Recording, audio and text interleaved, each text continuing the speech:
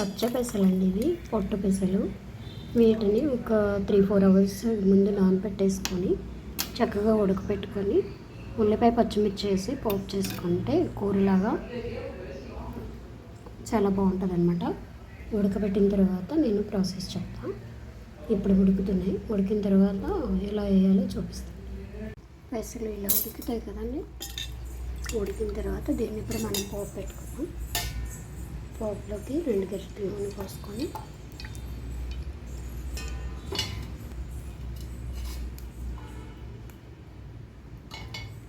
నూనె కాగిన తర్వాత కొంచెం ఆవాలు వేసుకొని, కొంచెం జీలకర్ర, కొంచెం మినప్పప్పు, 2 ఎండుమిర్చి, సన్నగా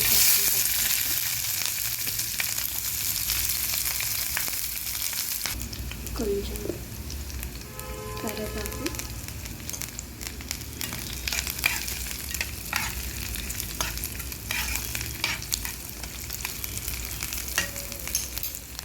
పోపులోని కొంచెం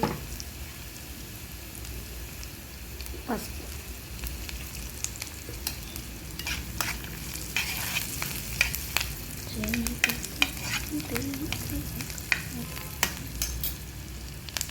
ఇలా వేగిన తర్వాత ఇవన్నాయి కదా,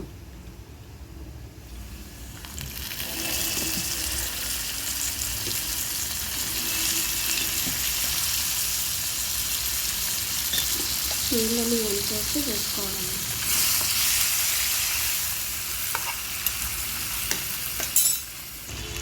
ఇలా వేయించుకుంటా కొంచెం సేపు ఆ వాటర్ అంతా ఎగిరిపోయిందాక.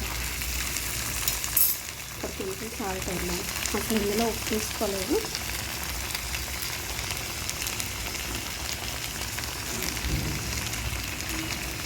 చాలా మంచిది కదా పొట్టు పెసలు.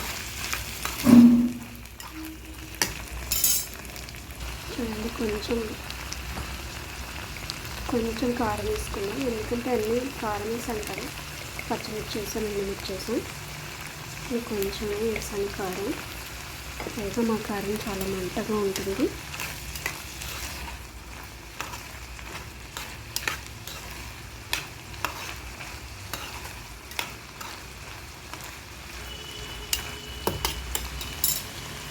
అలసందలతో చేస్తారు కదా, బొబ్బర్లు అంటారు.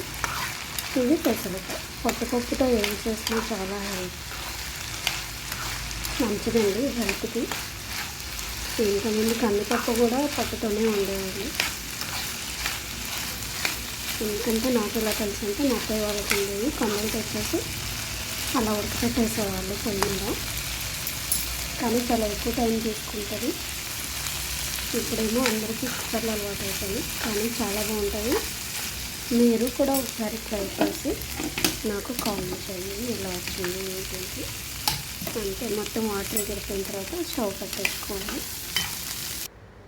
ఇది వేడి వేడి అన్నంలో చాలా బాగుంటుంది. కొంచెం నెయ్యి వేసుకొని తినే వాళ్ళకి నెయ్యి లేకపోయినా బాగుంటుంది.